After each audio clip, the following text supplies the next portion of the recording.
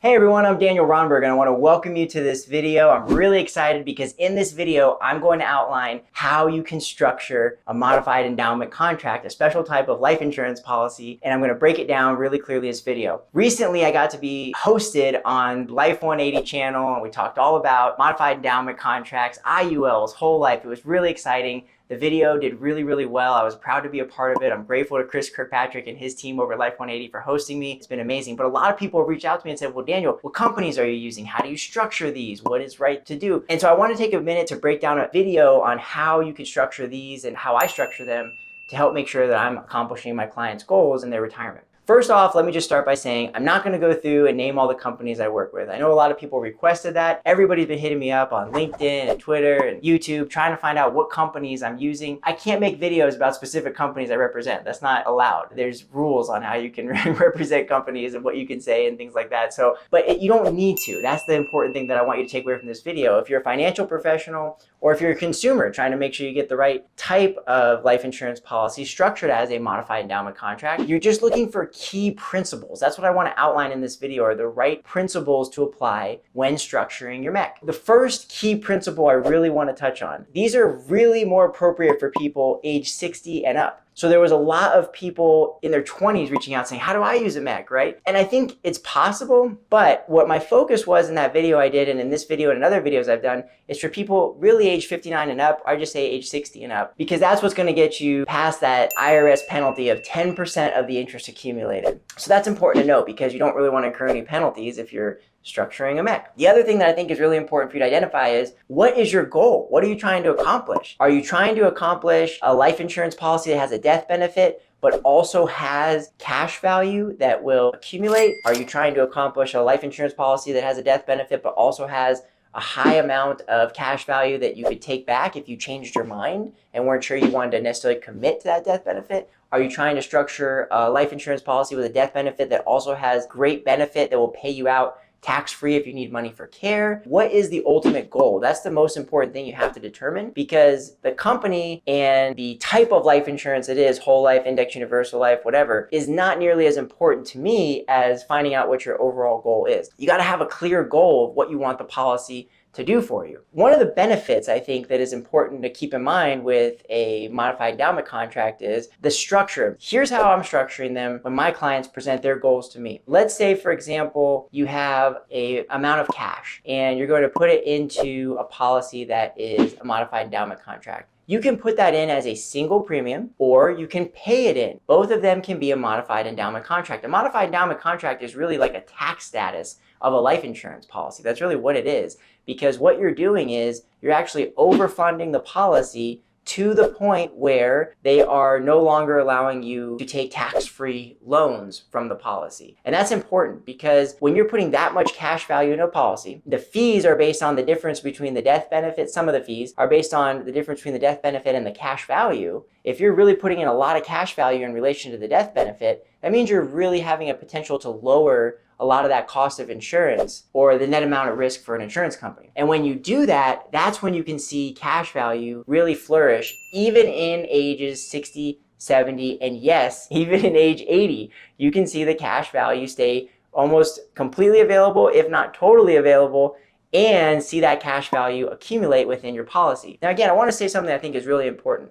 Life insurance is purchased for the benefits. It's for the death benefit. That's why people purchase it. That death benefit can also have living benefits that will pay you while you're alive. But where MECs serve a lot of value is pairing them up with the right people who have retirement risks that they need to neutralize. That's what's crucial to understand about these modified endowment contracts. So principle number one, you have to be able to be in the right age range for these to really make sense where you're not going to have a penalty, ages 60 and up. Principle number two is you really need to have a clear goal in mind of what you're trying to accomplish with your policy. Are you trying to be able to have a policy where you're going to have cash value that'll be available if you change your mind, but also structure and benefits? What are you trying to accomplish? And that's really important to outline first. And then number three is you really want to be able to make sure that you're purchasing the policy with the intent of using those benefits, because that's really what those policies are designed to do. And if you have one of those key retirement risks, identifying your key retirement risk so that you can use those benefits to remove that risk. Now, in the video I did with Life 180, I talked about those 3 risks that MECs really provide a lot of value for. It's going to provide a lot of value for people who are potentially married, and if one of the spouses were to pass away, if the income was to decline for the surviving spouse, being a source of estate liquidity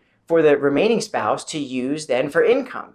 And that would be the income replacement that they would need to maintain their lifestyle. Use case number 2 is long-term care, or some type of care event that could arise in your retirement. That's another great way to use a modified endowment contract to be able to provide care for yourself. And use case number 3 is wealth transfer.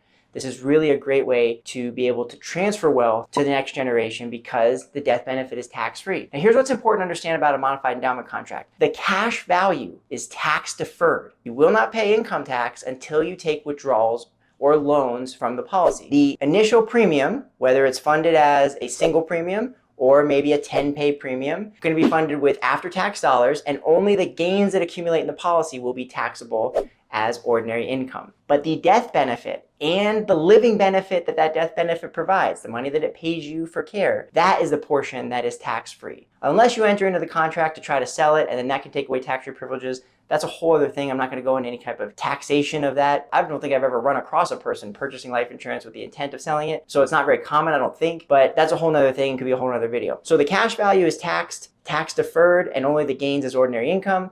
The death benefit and the living benefits are tax-free. And I think that's really important as well. You can structure these with return of premium riders. Well, that means that you can actually put a rider on the policy that says, if this policy isn't performing, or if I change my mind, or if I don't want to wait through the surrender charge period, I can take my initial premium back out of the policy. So you have that ability to say, hey, I want to purchase this for benefits, but if I change my mind or something comes up and I want to take my cash that I put in back out, cancel the policy, surrender it, and use your return of premium rider to get all the money you put in back out of it. That's one really important distinction, because when you have life insurance policies for people in their 60s, 70s, and 80s, even though you're purposely pushing down the death benefit and funding as much in as you possibly can that they'll allow you to put in to the policy, there still are going to be fees, and you could even argue that those fees are pretty high. So being able to have the ability to take your cash back is important. Now, you can get into all kinds of other types of policies. People are like, what about whole life? What about IUL? It just depends on what your goal is. If your goal is to try to maximize benefits, an IUL might give you more leverage of the death benefit. Therefore, it might give you more living benefits. If your goal is to get dividends that will accumulate with the cash value in the policy as you have your benefits, then a whole life might be a better option for you. I can't say which is better for you. It's different for everybody's situation. There's no way to structure the perfect one because everybody's unique. Everybody has different scenarios that come up. So there is no such thing in my mind as structuring the perfect one-size-fits-all. I don't think it exists. I think you really got to be specific and intentional with what you're trying to accomplish, and making sure that if you have one of these 3 risks and this could benefit it, then that would be a way that you could utilize a modified endowment contract. Another key thing that you can have on your policy is a waiver of surrender. So you can have a policy where they will essentially waive the surrender charges for you, and that might be able to give you earlier high cash value. Now, there's arguments that that could be expensive later in the policy and it's not so great for later on. But early on, a waiver of surrender or a early high cash value rider, or sometimes I've even seen them as like an early balance sheet cash value rider. There's all kinds of names for it that can be available. Sometimes you can purchase those to have earlier, higher cash value available to you sooner. And the argument is that, well, those come with additional costs. Those riders aren't free, and those costs will weigh into the cash value later. So sometimes if you need to have one of those riders to have more liquidity up front, that may be something that might be beneficial to you in the earlier years of the policy. Again, this is just one way you can set it up. Now here's what's important to really understand when you're designing a modified endowment contract. I try to set them up, depending on the goal, to be able to function based on what the client's looking for. If they're looking to maximize the benefits, then we might maximize the benefits and put the death benefit higher and potentially the care benefit higher. Or if they're buying it for long-term care, we might put the long-term care rider to be really high on it so that they get the biggest leverage they can for long-term care. If they're trying to preserve cash value because they might change their mind and they might take that money back out and they might decide they don't need the death benefit later, something changes in their life, that would be a smaller death benefit design. It's important to note that some companies have MECs that are just single premium simplified issue. It's like a little package that they have available for you. The product is already designed. So based on the client's gender, their age, their rating class, they're just going to get a single premium and a death benefit that corresponds with that rating class, age, and gender. And simplified issue means that maybe the underwriting is simplified. Maybe they don't need to do a full paramed exam. They might not check the medical records. They might have a simplified process where the client will either fill out an application, and based on the answers to that application, they'll either be approved or declined. Maybe they'll have a process where the client does a phone call only, and based on the answers to this phone call, they're approved or declined. They might even have standard rating and decline, or they might have substandard classes where they can even offer coverage if you're below a standard rate class. Not all of these companies and types of products come with full underwriting. Now, some of them come with full underwriting, and that's a different design. But I think that's what's important, to find out what's a priority to the client. Maybe they really struggle with underwriting. Maybe they cannot do that paramed exam. It's just too stressful and it's going to prohibit them from getting the policy they actually need or want. Maybe simplified underwriting process is a better underwriting process for the client based on their needs or fears or goals. So again, it's really hard to make a video that says, here's exactly how you design it, because everybody's different. You got to look at these key principles. That's where you can kind of back into and design a policy to be more custom to basically accomplish what your client's looking to accomplish or what you're looking to accomplish. So I hope this video was helpful. The key and important things to take away is that you got to have principles put in place when you're designing these, so that when you're finding out the most important thing for your client, or you are a consumer who's trying to let your agent know what the most important thing is for you, that they can help take that information and then design the policy accordingly to match and align with your goals and objectives. I tried to share everything I possibly could that I think about when I'm looking at these with my clients. And what I'm really looking to do is get clarity and identify those risks and see if this kind of coverage is right to remove those risks. But if you like this video, please think about giving me a thumbs up. So if you want another video, further explanation, if you have other questions, leave them in the comments. I'll be sure to get back to them. And then check out this other video I did on the 3 benefits of modified endowment contracts, because I really think that video highlights well how you can utilize these to benefit your retirement. So thanks again for watching this video. I'll see you in the next one.